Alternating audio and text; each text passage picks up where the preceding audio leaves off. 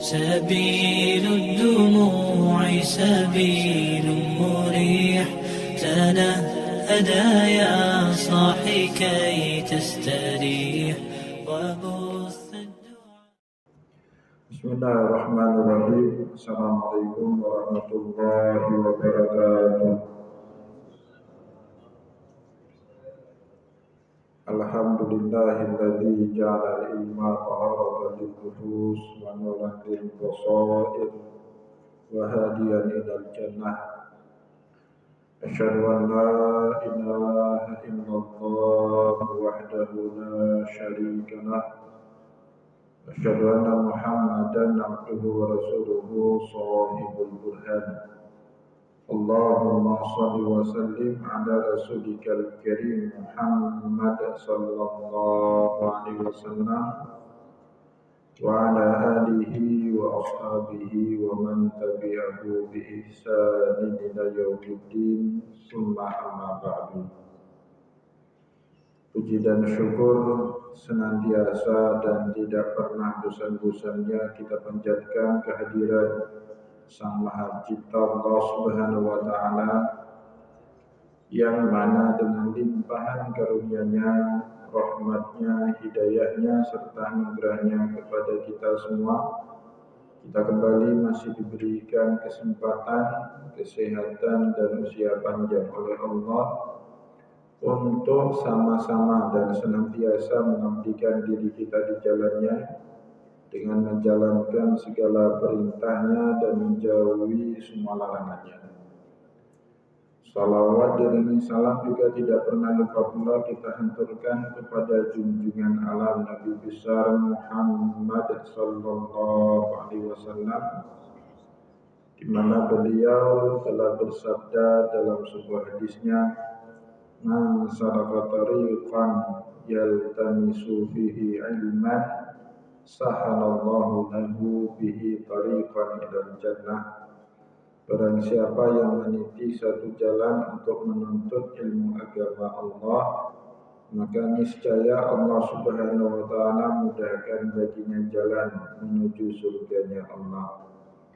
Bapak Ibu kaum muslimin dan muslimat yang dimuliakan oleh Allah, mari pada kesempatan subuh yang barokah ini, sambil kembali kita niat iktikaf di rumah Allah,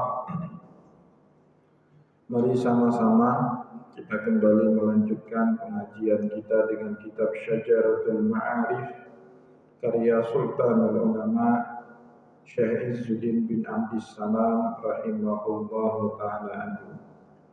Dan kali ini insyaallah kita akan masuk ke fasal pembahasan berikutnya, faslun fil i'radi anil lagwi, pasal yang membahas adanya anjuran di dalam agama kita bagi berpaling kepada sesuatu atau dari sesuatu yang membuat kita lalai dari mengingat Allah, dari beribadah kepada Allah, ataupun beramal soleh yang banyak mendatangkan manfaat bagi orang banyak. Memahami adanya anjuran di dalam syariat untuk kita meninggalkan perkara-perkara yang lalai, yang membuat kita lalai dari Allah Subhanahu wa Ta'ala. Al-i'radu anil lagwi tarkun lima yadur wa la yanfa'. Makna dari i'rad anil lagwi, berpaling dari hal-hal yang melalaikan diri kita kepada Allah, maknanya apa? Ya, tarkun lima yadurru wa la yanfa'. Kita meninggalkan setiap perkara yang memudaratkan kita, wala yanfa', atau yang tidak punya manfaat bagi kita. Kita tinggalkan itu, nah maka kita sudah masuk orang-orang yang beruntung, ya. Orang-orang yang mau dan mampu meninggalkan hal-hal yang melalaikan dirinya dari Allah. Begitu juga dia akan menjadi mulia, Bapak Ibu, kalau dia berpaling dari hal-hal yang membuat dia lalai dari Allah Subhanahu wa Ta'ala. Nah, sebab itulah Rasulullah sallallahu alaihi wasallam dalam sebuah hadis mengatakan apa? Min husnil islamil mar'i, ciri-ciri tanda-tanda Islamnya seseorang itu sudah bagus. Apa tanda-tandanya? Tarkuhu ma la ya'ni, pada saat dia sudah bisa, sudah punya kemauan, sudah punya kemampuan meninggalkan perkara-perkara yang enggak menghadirkan manfaat buat dirinya. Nah, ini penting Bapak Ibu ya. Komitmen kita kepada waktu, komitmen kita beramal soleh, meninggalkan hal-hal yang tak berguna dalam kehidupan sehari-hari. Nah, itu penting sekali ya. Ciri-ciri orang baik dalam Islam, kalau dia produktif, ya, kalau dia melakukan sesuatu yang bermanfaat kepada orang lain, bukan sebaliknya ya. Ya, Bapak Ibu kaum muslimin dan muslimat yang dimuliakan oleh Allah, litawafuri ala ma taraka, litawafuri ala taraka ma yadurru wa ala ma taraka ma yadurru wa fi'lun ma yanfa. Sehingga dia punya kemauan meninggalkan hal-hal yang memudaratkan dirinya, sebaliknya ya dia akan melakukan hal-hal yang bermanfaat untuk dirinya sendiri. Ya. Bapak Ibu, sehingga di dalam agama kita musik memang tidak terang-terangan dilarang sama Allah. Tapi Allah Subhanahu wa taala menyebut ya main musik ya, atau main permainan seperti catur atau olahraga yang lain itu disebut dengan lahwal hadis. Ya, lahwal hadis itu maksudnya alat yang bisa melalaikan kita kepada Allah. Penggunaannya sangat tergantung kepada manusia itu sendiri. Ada di antara manusia Bapak Ibu yang dengan bermusik membuat dia jauh kepada Allah, dari Allah. Ya, ada di antara manusia seperti itu. Tapi juga ada di antara manusia justru dengan dia bermusik ya makin dekat dirinya dengan Allah. Jadi yang dilarang sama Allah itu bukan alat musiknya sesungguhnya. Tetapi jika alat musik itu sudah membuat kita lalai dari Allah, maka dia diharamkan bagi kita ya. Itu sudah masuk ke dalam kategori lahwal hadis. Wa minan nasi may yashtari lahwal hadis. Banyak sekali dari manusia yang mencari-cari lahwal hadis liudilla an sabilillah, untuk membuat dia kemudian sesat dari jalan Allah Subhanahu wa taala. Jadi Bapak Ibu kaum muslimin yang dimuliakan oleh Allah, sebenarnya alat-alat itu netral dia ya. Alat musik netral dia. Alat-alat permainan, main game itu netral, dia nggak ada nilai di situ. Tetapi dia menjadi tidak netral kalau digunakan membuang-buang waktu, bahkan lalai dari mengingat Allah Subhanahu wa taala. Nah, jika ada orang main game Bapak Ibu, dia bisa menjaga waktu, itu baik. Tapi kalau ada orang main game, ya, main HP sampai buat dia lupa, ya dia sedang mengingat Allah Subhanahu wa taala, itu tidak baik. Maka kita tidak bisa terima Bapak Ibu ya kalau ada sekarang sebagian orang kita pergi ke masjid untuk hari Jumat, seharusnya dia mendengarkan khutbah hari Jumat. Tapi di pojok masjid sana dia lalai memainkan HP. Itu apa manfaatnya? Apa faedahnya dia datang ke masjid ya untuk mendengarkan khutbah Jumat? Dulu Rasulullah SAW, Bapak Ibu, ada sahabat yang mengaji Al-Quran saat khatib sudah di atas mimbar ditegur sama Rasul. Bahkan bukan ngaji Al-Quran Bapak Ibu, ada seorang sahabat yang memainkan batu. Dulu orang zikir di masa Rasulullah, alat bantunya itu batu. Ya belum ada tasbih seperti masa kita sekarang ya. Jadi di masa Rasulullah zikirnya kalau enggak dengan tangan ya dengan batu. Jadi batu dipindahkan dari kiri ke kanan, dari kiri ke kanan untuk menghitung berapa jumlah zikir yang telah ia sebut. Nah, ada seorang sahabat Bapak Ibu, Nabi Muhammad sedang berkhutbah di atas mimbar. Sahabat ini asik dia memainkan batu itu, zikir maknanya.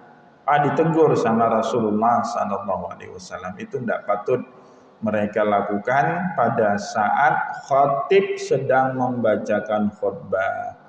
Nah, di masa kita sekarang Bapak Ibu, ya, memang nggak baca Al-Quran, memang nggak zikir, tetapi lebih daripada itu dia main HP, ya kan? Khatib sedang menyampaikan khutbah di atas mimbar, dia asik lalai memainkan HP. Nah, pada saat seperti itulah HP telah menjadi lahwal hadis, alat yang melalaikan diri kita manusia dari mengingat Allah Subhanahu wa taala. Tidak baik. Pada saat itu HP sama sekali enggak baik bagi orang tersebut. Hanya akan membuat dia lalai dari mengingat Allah Subhanahu wa taala. Bapak Ibu kaum muslimin yang dimuliakan oleh Allah, sebagian daripada kita ada setelah sholat, Assalamualaikum warahmatullahi, Assalamualaikum warahmatullahi, langsung ambil HP, lihat HP. Ya, padahal setelah sholat itu kita disunnahkan oleh Rasulullah SAW untuk banyak-banyak istighfar, untuk banyak-banyak baca tasbih, tahmid, takbir, tahlil, baca Al-Fatihah, baca salawat kepada Rasulullah SAW. Bahkan Bapak Ibu, nabinya Allah seperti Ibrahim, setelah mengerjakan amal soleh yang diperintah langsung sama Allah Subhanahu wa taala, sempat-sempatnya mereka itu berdoa dulu sama Allah, khawatir kalau amal soleh yang baru saja mereka lakukan itu tidak diterima sama Allah. Itu ceritanya ada di dalam surat Al-Baqarah ayat 127. Wa idh yarfa'u Ibrahimul qawa'ida minal baiti wa Ismail. Ingatlah kalian peristiwa saat Ibrahim dan Ismail membangun kembali Ka'bah. Nah, membangun kembali Ka'bah itu perintah langsung Allah kepada Ibrahim dan Ismail. Beda kalau sholat itu Allah tidak perintah langsung ke kita Bapak Ibu. Itu perintah umum. Perintah umum Allah kepada seluruh umat manusia melalui Rasulullah SAW dalam peristiwa Isra dan Mi'raj. Ini Bapak Ibu membangun Ka'bah, Allah langsung perintahkan itu kepada Nabiullah Ibrahim dan Ismail. Tapi Bapak Ibu, setelah keduanya membangun Ka'bah sebagaimana diperintahkan Allah, Nabiullah Ibrahim berdoa dan doanya itu diaminkan oleh Nabiullah Ismail. Rabbana taqabbal minna innaka antas samiul alim. Ya Allah, terimalah amal soleh yang telah kami lakukan. Padahal amal soleh itu langsung perintah Allah, tapi tetap mereka berdoa, Bapak Ibu, berdoa kepada Allah, khawatir jika amal soleh mereka membangun Ka'bah itu tidak diterima sama Allah Subhanahu wa taala sebagai sebuah amal soleh. Khawatir betul Nabiullah Ibrahim untuk itu. Maka Nabiullah Ibrahim selesai membangun Ka'bah, beliau berdoa dulu. Enggak megang HP Nabiullah Ibrahim, enggak melalaikan, enggak istirahat. Takut Nabiullah Ibrahim sudah capek-capek bangun Ka'bah, ternyata nanti takutnya Allah Subhanahu wa taala enggak menerima apa yang telah ia dan putranya lakukan. Maka berdoa Nabiullah Ibrahim, Rabbana taqabbal minna innaka antas samiul alim. Ya Allah, terimalah amal soleh kami yang dengan ikhlas kami membangun kembali rumahmu Ka'bah. Ya, innaka antas samiul alim, engkau itu maha mendengar lagi maha mengetahui. Diaminkan oleh putranya Nabiullah Ibrahim, Ismail alaihi wassalam. Maka Bapak Ibu, setiap kali Nabi Muhammad sallallahu alaihi wasallam membaca ayat itu beliau nangis. Ya Allah, Ibrahim saja yang engkau perintah langsung untuk membangun Ka'bah masih tidak terlalu percaya diri amal solehnya diterima sama Allah, bagaimana lagi kami ya yang tidak langsung menerima perintah itu dari Allah Subhanahu wa taala. Nah, maka bagi saya Bapak Ibu, orang yang langsung setelah sholat pergi atau setelah sholat dia main HP atau setelah sholat dia ngobrol, itu orang yang nekat, bukan percaya diri, orang yang nekat diri. Seolah-olah dia yakin sekali amal ibadah dia diterima sama Allah. Padahal dalam ibadah itu Bapak Ibu, sikap yang harus kita tunjukkan al-khaufu war-raja, harap-harap cemas, berharap Allah Subhanahu wa taala mau menerima amal soleh kita. Bagaimana caranya? Setelah ibadah kita istighfar, kita baca Al-Fatihah, kita baca doa ya, semoga Allah menerima amal kita itu. Wal khauf, cemas, takut. Ya, bagaimana caranya? Ya, menunjukkan sikap tidak lalai ya. Ingat Allah Subhanahu wa taala dalam ibadah. Suatu hari kita akan mati, maka pada saat kita mati yang akan membantu kita, yang bermanfaat bagi kita di alam barzah sana bukan HP yang kita pegang, bukan dunia yang kita ingat. Justru Allah Subhanahu wa taala yang kita zikirkan di dalam salat maupun setelah kita sholat. Itu Bapak Ibu yang akan membantu kita kelak di alam barzah nanti. Nah, selain daripada itu lawon semuanya, ya, lalai semuanya. Termasuk lahwal hadis semuanya, ya, termasuk orang nonton bola misalnya. Bela-belain nonton bola malam-malam, bangun malam-malam jam 2 sampai jam 4 sampai jam 5. Baik, tidak apa-apa, tidak menjadi masalah. Asal semua perintah Allah Subhanahu wa taala di waktu malam itu juga enggak diabaikan. Ini nonton bola malam-malam, bela-belain sanggup dia kerjakan. Tahajud Bapak Ibu setiap malam enggak dikerjakan. Itu tidak betul. Witir enggak dikerjakan. Bahkan yang lebih tragisnya lagi, sholat subuhnya pun lewat. Itu enggak betul. Lebih baik tidak usah nonton bola lah. Pada saat itu nonton bola itu telah menjadi lahwal hadis. Tapi kalau kita sanggup bangun nonton bola, ya, tapi menyempatkan diri kemudian sebelum nonton bola untuk tahajud dulu sebentar, untuk witiran dulu sebentar, kemudian gak langsung tidur setelah nonton bola, ya, sempat-sempatnya sholat subuh berjamaah dulu. Nah, itu baik-baik saja. Ya, itu belum menjadi lahwal hadis yang dicela oleh Allah Subhanahu wa taala baik di dalam Al-Quran maupun hadisnya Rasulullah Sallallahu Alaihi Wasallam. Nah, Bapak Ibu kaum muslimin dan muslimat yang dimuliakan oleh Allah, wallahu kullu ma yalghi, dan lawun itu maknanya adalah kullun ma yalghi, setiap yang membuat waktu kita itu sia-sia, ya. Waktu kita itu sia-sia. Padahal Bapak Ibu kita diberi waktu sama Allah sama semuanya, ya, 24 jam. Maka kita diperintahkan oleh Rasulullah untuk memanfaatkan waktu itu semaksimal mungkin. Ikhtanim khamsan qabla khamsin. Ya, gunakanlah waktumu sebaik-baik mungkin, terutama untuk 5 hal sebelum datang 5 hal yang lain, ya. Sihatuka qabla maradika, ya, sehatnya kamu sebelum kamu sakit, ya, disuruh manfaatkan waktu itu sama Rasulullah.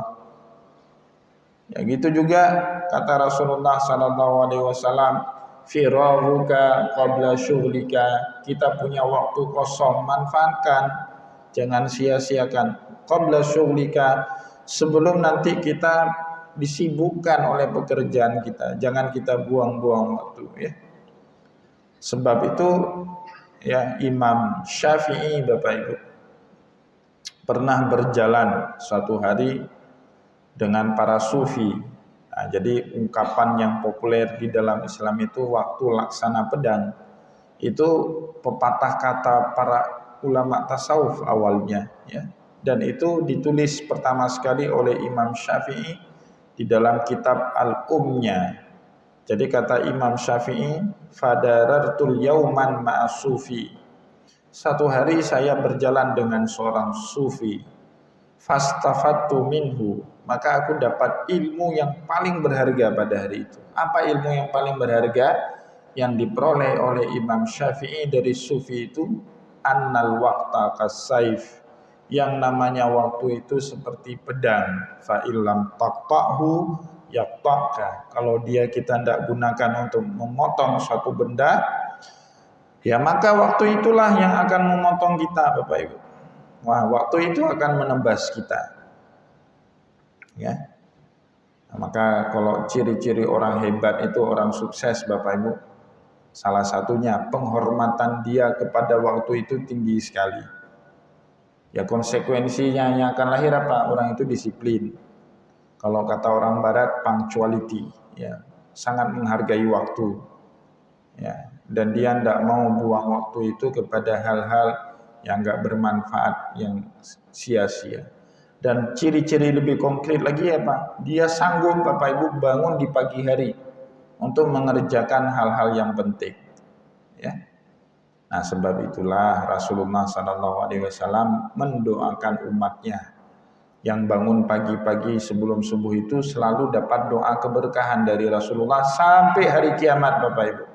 Apa kata Nabi Muhammad dalam doanya itu? Allahumma barik ummati fi bukuriha.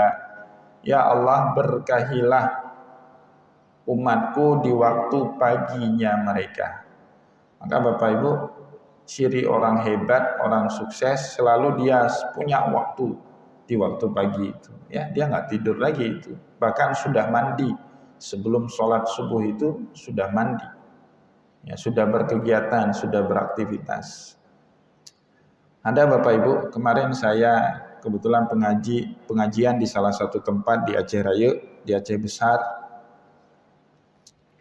Ya dulu kita ngopi di tempat itu, di satu warung, di satu kedai, ada 3 pintu kedai itu. Ya, dulu tokenya itu Pak, kalau subuh itu sudah standby dia. Sudah standby, pakai baju koko, pakai kain sarung pulang masjid bersama-sama, bahkan dia ikut bantu karyawannya. Ya. Maka kedai kopi itu ramai selalu, ya, selalu. Nah, tiba-tiba kontraknya dengan kedai kopi itu habis, dengan warungnya habis, sewanya itu habis, diganti dengan yang punyanya kedai kopi itu ganti, ya, dia kelola sendiri. Tapi nggak jalan Bapak Ibu, nggak rame, nggak seperti yang dulu. Ya, waktu kita lihat yang anak mudanya itu, yang toki yang sekarang nggak pernah hadir. Ya, kalaupun bangunnya jam 9, jam 10 pagi, nyampe harap. Nggak ada itu cerita dia akan berkah rezekinya. Ya.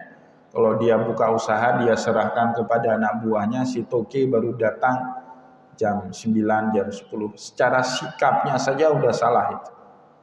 Ya, yang namanya warung kopi itu kan semenjak pagi hari. Dan seorang pemilik itu di awal-awal, apalagi di awal-awal, harus menunjukkan sikap yang menunjukkan dia semangat, energik. Ya, di pagi hari dia menemani customer dia, pelanggan dia. Tapi kalau enggak seperti itu enggak. Ya, itu lahwal hadis, ya. Maka Bapak Ibu, tepat sekali waktu yang diajarkan di dalam Islam itu, ya bangun subuh, ya kemudian zuhur, istirahat, kemudian asar kita sholat, diperintahkan lagi istirahat, maghrib, isya, ya kan? Kalau kita mengikuti rutinitas waktu sholat itu Bapak Ibu, insya Allah kita menjadi orang yang sangat disiplin dalam kehidupan dunia ini, ya. Nah, maka oleh sebab itulah dimaknai oleh Syekh Izzuddin bin Abdissalam, wallahu kullun ma yalghi. Lawun itu setiap sesuatu yang membuat kita lalai dalam menghargai waktu, wa yatrahu min qaulin aw fi'lin. Sehingga ya kita mengucapkan sesuatu yang enggak bermanfaat atau melakukan suatu perbuatan yang enggak bermanfaat. Famin lawil qulub, ya di antara lalainya hati, ya. Nah, itu lalai waktu yang pertama tadi. Yang kedua, famin lawil qulub, di antara lalainya kalbu kita al-ghalwu fil ladzatil ma'asi. Kita merasakan kelezatan dalam melakukan perbuatan maksiat. Ya, nauzubillah min zalik.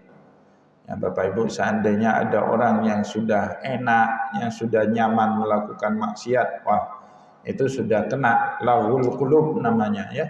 Kalbu kita itu benar-benar lalai dari Allah Subhanahu wa taala sehingga tidak ada penyesalan. Padahal hakikatnya Bapak Ibu, kalbu itu dia memberontak kalau kita melakukan suatu perbuatan yang dilarang sama Allah. Ya, pasti Bapak Ibu kalau pernah buat dosa, ini kalbu ini menyesal dia. Ya, ada mengutuk diri sendiri kalbu itu. Alah, kepulung pegahnya mbaknya. Alah, kepulung pohonnya, menyesal dia Pak. Itu kalbu yang masih baik. Tapi kalau dia sudah menikmati itu, tempeleng anak orang, senang ketawa-ketawa aja. Ya, kayak cerita Ashabul Ukhdud. Ya, dalam Al-Quran itu ada cerita Ashabul Ukhdud. An-nari dzatil waqud idhum 'alaiha qu'ud wa hum 'ala ma yaf'aluna bil mu'minina syuhud. Ashabul Ukhdud itu Pak dibunuh sama raja penguasanya, dilemparkan ke dalam api, wahum 'alaiha syuhud. Dia nonton, senang dia nonton itu. Tonton orang dibakar hidup-hidup ke dalam api, senang, ya. nggak merasa susah. Kalau kita lihat seperti itu Pak, susahnya setengah mati, pingin kita selamatkan, bahkan pingin kita tolong orang itu, ya. Tapi orang yang sudah seperti itu menikmati maksiat, nah, dia menikmati itu, dia senang melihat, ya seperti pembunuh berdarah dingin, ya misalnya, senang bahagia. Dulu di Romawi kuno Bapak Ibu ada seorang raja kaisar namanya Kaisar Nero.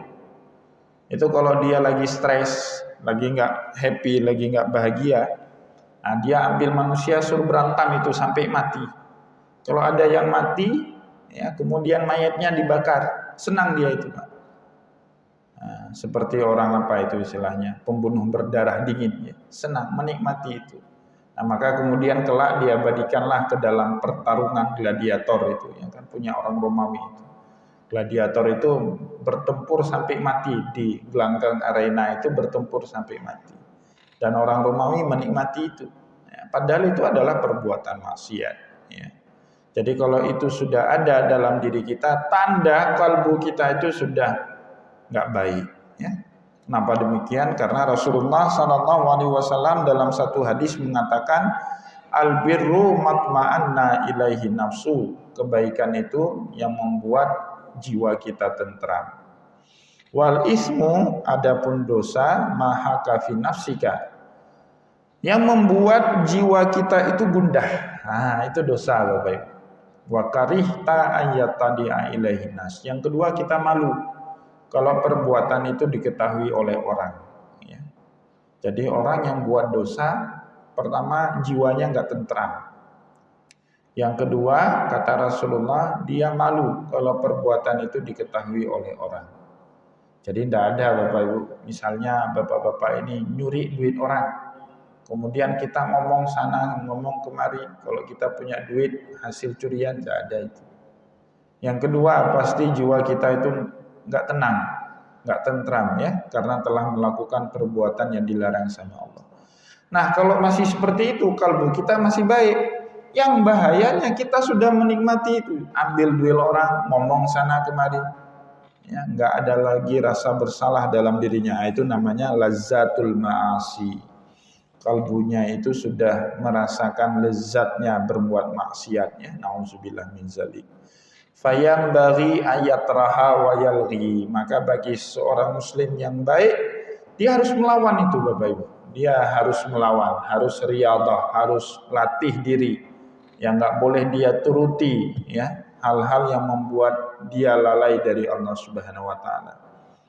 Nah, maka Allah berjanji dalam Al-Qur'an, walladzina jahadu fina, orang yang sungguh-sungguh berjuang di jalan kami, kata Allah, lanahdiyannahum subulana, kami akan berikan dia banyak petunjuk dalam kehidupan ini. Nah, kita harus berjuang itu Pak, ya, harus berjuang. Nah, jangan sampai kehidupan kita itu kita isi dengan hal-hal yang sia-sia, apalagi membuat kita lalai dari mengingat Allah Subhanahu wa taala. Li'annahu wasilatun ila mailil qalbi ilaiha. Karena kalau kita enggak berjuang, ya, untuk melawan itu merupakan sarana untuk menggoda kalbu kita kembali kepada hal-hal yang membuat kita lalai dari mengingat Allah Subhanahu wa taala. Nah, jadi harus dijuangkan, harus diperjuangkan itu. Wal mailu wasilatun ilal azmi. Kalau ada kecondongan Bapak Ibu, ya, itu wasilah, perantara sebelum kita melakukan perbuatan maksiat. Jangan ada kecondongan, harus ada keberpihakan kepada perbuatan baik. Jangan condong ke kiri, ya, tapi kita harus condong ke kanan, ya. Jangan sampai kita ditarik, ya, kepada perbuatan yang dilarang oleh Allah Subhanahu wa taala. Wal azmu wasilatun ilal maksiyati al batinati wal zahirah. Nah, pada saat Bapak Ibu kita sudah punya kecondongan, maka kecondongan itu menjadi wasilah, menjadi perantara awal, menjadi pintu pembuka ilal maksiyatil batinati wal zahirati, kepada perbuatan maksiat yang sifatnya batin maupun perbuatan maksiat yang sifatnya zahir. Ya, jadi maksiat itu dalam tasawuf dibedakan menjadi dua, batin dan zahir. Batin contohnya apa? Dengki, hasad, marah, dendam, ya. Nggak bersyukur, protes, nggak ridho, nggak ikhlas. Nah, itu semua yang sifatnya maksiat batin. Maksiat zahir apa? Mukul orang, ngambil harta orang, ngomong sembarangan, senang ghibahin orang, ya, senang namimah, memprovokasi orang, itu zahir. Tapi Bapak Ibu, di dalam ilmu tasawuf semua maksiat zahir dihasilkan oleh maksiat batin. Kalau batinnya baik, maka juga yang namanya zahir kita itu akan memproduksi hal-hal yang baik. Batin kita baik, lisan kita juga akan baik. Batin kita baik, tangan kita juga akan baik. Tapi sebaliknya, ya, kalau batin kita itu bermasalah, maka perbuatan zahir kita juga akan bermasalah. Nah, maka Bapak Ibu coba ingat-ingat itu kisah perbuatan dosa pertama umat manusia yang diceritakan oleh Allah dalam Al-Quran. Qabil membunuh Habil, ya. Watlu alaihim naba'a bani Adam bil haqqi idz qarraba qurbanan fatuqabbala min ahadihima walam yutaqabbal minal akhari qala la aqtulannak. Ya, Qabil mengancam, saya akan bunuh kamu. Qala innama yataqabbalullahu minal muttaqin. Qabil kemudian menjawab, yang diterima kurbannya sama Allah hanya dari orang-orang yang bertakwa. Nah, pertanyaannya, kenapa Qabil bunuh atau mengancam bunuh si Habil itu, Bapak Ibu? Ternyata karena dia dengki, iri hati. Ya, si Habil itu dapat adiknya yang cantik namanya Iklimah. Sedangkan Qabil dapat yang jelek namanya Labuda. Yang pertama. Yang kedua, kurbannya si Habil ini diterima sama Allah. Kurbannya si Qabil tidak diterima sama Allah. Dengki, iri. Karena dengkinya kesumat, tidak bisa dikontrolkan diri lagi, akhirnya dia bunuh saudaranya itu. Nah, maka Bapak Ibu, kejahatan pertama di muka bumi ini pembunuhan, tapi dorongannya itu karena sifat batin, perbuatan maksiat batin, ya, batinnya nggak baik. Ya, maka dituangkanlah, diterjemahkanlah dalam bentuk perbuatan membunuh. Jadi sekarang kita dengar perbuatan kriminal A, B, C, D, dan seterusnya, itu awalnya dari batin orang tersebut yang nggak baik. Ya, ada anak gugat orang tua, itu pasti batinnya nggak baik. Ada tetangga ribut dengan tetangga sebelah rumahnya, pasti ada masalah di batin kedua mereka itu, ya. Nah, Bapak Ibu kaum muslimin dan muslimat yang dimuliakan oleh Allah, wa kadzalika al-jafa fi siyaqil ibadah. Begitu juga al-jafa, ya, lalainya kita di dalam konteks ibadah. Fa innahu yanfiru at-taba'u, dan itu akan membuat kita makin jauh dari Allah Subhanahu wa taala kalau itu kita turuti. Baik Bapak Ibu kaum muslimin dan muslimat yang dimuliakan oleh Allah, sebelum kita akhiri pengajian kita pada kesempatan subuh ini, saya berikan kesempatan terlebih dahulu kepada Bapak Ibu sekalian untuk bertanya. Jika ada hal yang ingin ditanyakan, saya persilakan. Silakan. Waalaikumsalam.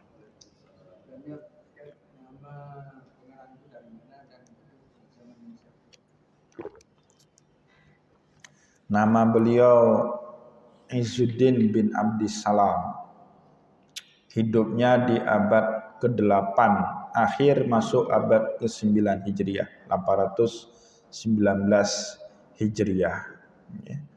Beliau digelari oleh ulama yang lain sebagai Sultanul Ulama. Ya, Sultanul Ulama itu maknanya penguasanya ulama, sultan, ya, sultannya para ulama. Kenapa?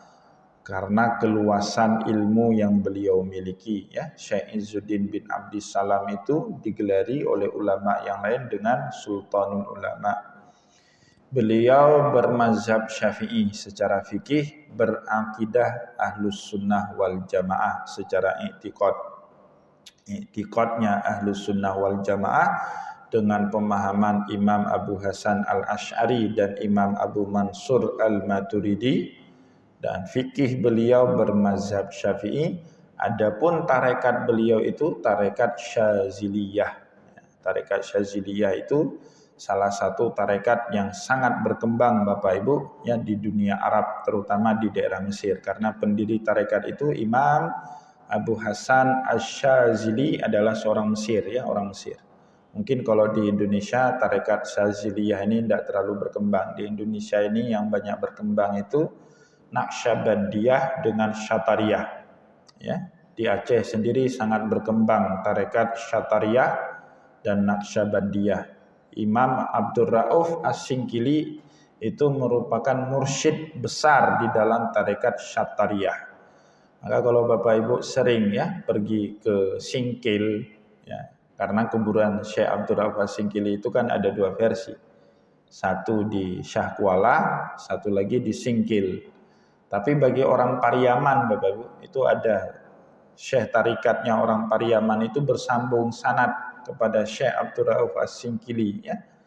Mereka itu pergi selalu ke Singkil ya. Kalau Bapak Ibu ke Singkil itu sering, kok ada orang Padang jauh-jauh belain sini. Karena orang Pariaman itu gurunya itu merupakan murid langsung ya daripada Syekh Abdul Rauf As-Singkili. Begitu juga orang Tasik Bapak Ibu ya, orang Tasik Malaya itu ada guru mereka namanya Syekh Abdul Muhyi Paminjahan. Maka ke Singkil itu banyak sekali orang dari Jawa Barat, terutama dari Tasikmalaya, karena guru tarekat mereka Syekh Abdul Muhyi Al-Paminjahan dulunya adalah murid Syekh Abdul Rauf As-Singkili. Termasuk juga Syekh Abdullah Rokan. Rokan itu daerah di Palembang, Bapak Ibu. Abdullah Rokan itu muridnya Syekh Abdul Rauf As-Singkili. Maka para pentakziah kalau di Singkil itu dari berbagai daerah ya. Dari Palembang dan seterusnya, dari Palembang, dari Jawa Barat dan seterusnya ya. Nah, beliau ini bertarekat Syaziliyah.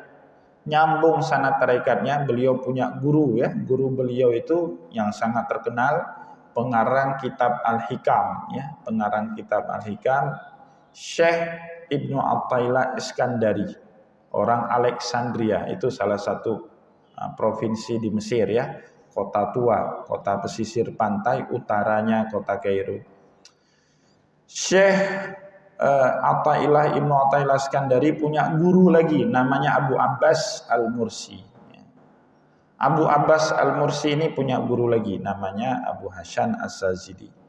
Nah, jadi Syekh Izzuddin bin Abdis Salam ini ya, guru beliau Abu Abbas Abu Ibnu Athaillah Iskandari.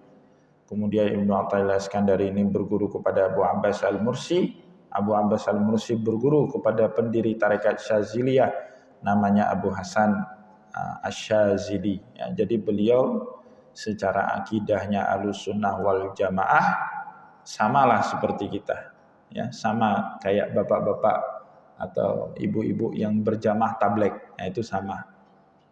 Ya, jamaah tablek itu juga sama ya dengan pemahamannya para ulama tasawuf. Kemudian mazhabnya mazhab Syafi'i ya, dan kemudian tarekatnya tarekat Syaziliyah, yaitu yang diamalkan oleh pengarang kitab Syajaratul Ma'arif. Beliau mengarang kitab ini, kitab Syajaratul Ma'arif, judulnya pohon ilmu pengetahuan. Ya, itu makna daripada judul kitab kita ini, Syajaratul Ma'arif. Baik Bapak Ibu, mungkin seperti itu yang bisa saya jawab. Semoga pengajian kita pada kesempatan subuh ini bermanfaat kepada kita semua ya, dan insya Allah minggu yang akan datang kita libur ya, karena masih suasana hari raya, hari tasyrik ya, hari tasyrik sampai 3 hari raya ya, 11, 12, 13 Zulhijjah. 13 Zulhijjah itu di hari Minggu, bagi yang hari rayanya hari Kamis. Di masjid ini hari rayanya hari apa? Kamis ya. Ya. Karena ayatnya Pak, kita disuruh ikut pemerintah Pak. Ya. Ayatnya bunyinya ya ayyuhalladzina amanu atiullaha wa atiur rasul wa ulil amri minkum. Dan taati ulil amri kalian. Enggak tahu saya, mungkin sudah berubah nanti di dalam Al-Qur'an. Kalau sudah berubah kita wajib ikut ormas. Kalau ayatnya sudah berubah ya ayyuhalladzina amanu atiullah wa atiur rasul wa ormas minkum. Kalau ayatnya sudah seperti itu, nah, Bapak ikut ormas, nah, ikut pemerintah. Tapi kayaknya ayatnya belum berubah, Pak. Masih wa ulil amri minkum. Ya, yang punya hak untuk menentukan itu ya pemerintah. Saya lama di Mesir, Pak. Di Mesir itu ulama-ulamanya kadang-kadang berbeda-beda juga pendapat menentukan satu Syawal, ya, menentukan satu Ramadan. Beda-beda juga. Tapi yang hebatnya di Mesir itu sudah dewasa. Kalau mufti sudah keluar mengeluarkan fatwa, sudah tampil di hadapan televisi, mufti Mesir waktu saya di Mesir dulu, muftinya Profesor Dr. Syekh Ali Jum'ah itu muftinya. Kalau sudah beliau berbicara, maka semua hilang perbedaan pendapat itu, ya. Maka disebutlah kaidah para ulama itu hukmul hakim yarfa'ul khilaf, hukumnya pemerintah penguasa itu mengangkat perbedaan pendapat di tengah masyarakat. Jadi berbeda-beda pendapat itu bukan hanya di Indonesia, di seluruh negeri muslim ada. Cuman bedanya cara menyikapinya. Kalau di negara-negara itu kalau sudah ngomong pemerintahnya udah selesai. Nggak ada kita dengar hari raya 2 hari di Mesir itu, atau di Sudan nggak ada, cuma di tempat kita.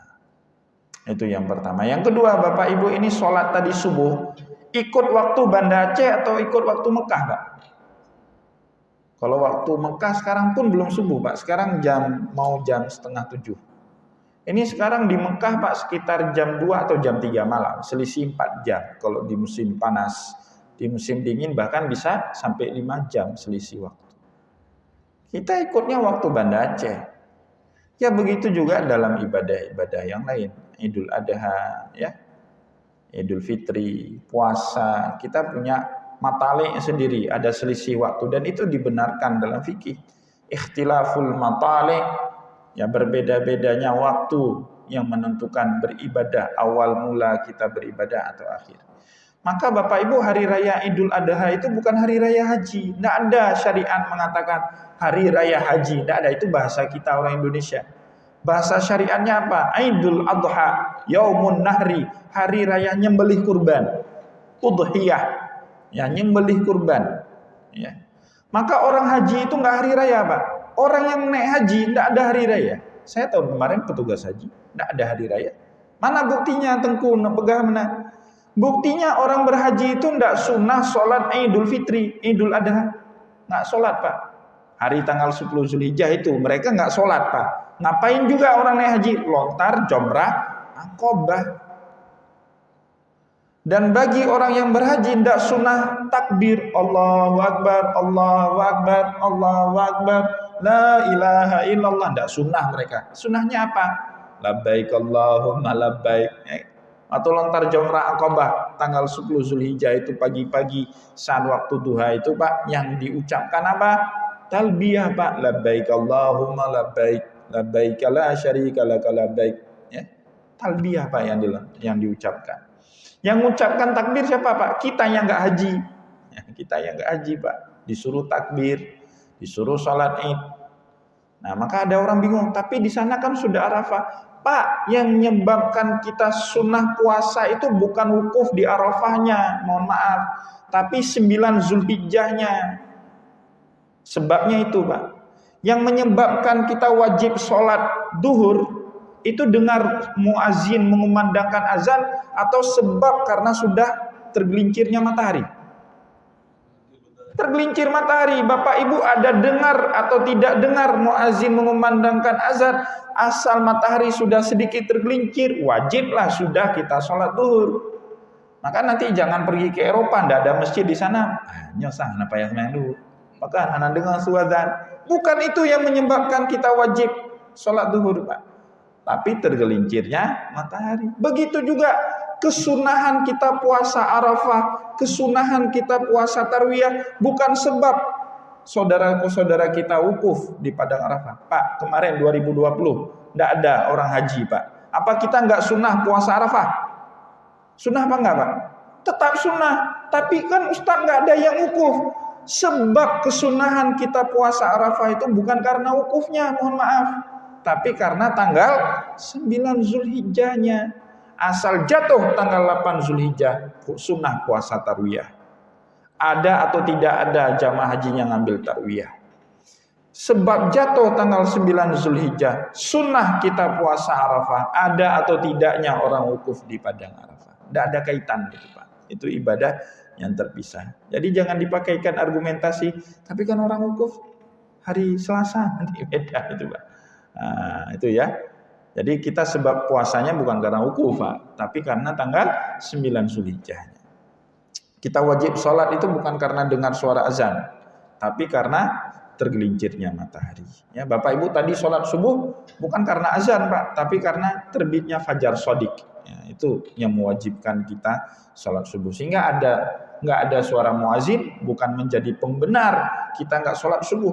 Kenapa? Yang namanya matahari masih terbit, masih wajib kita sholat subuh. Maka hari kiamat itu Pak kacau. Kenapa? Mataharinya terbit dari dari barat. Matahari terbit dari barat. Hitung waktu sholatnya gimana itu?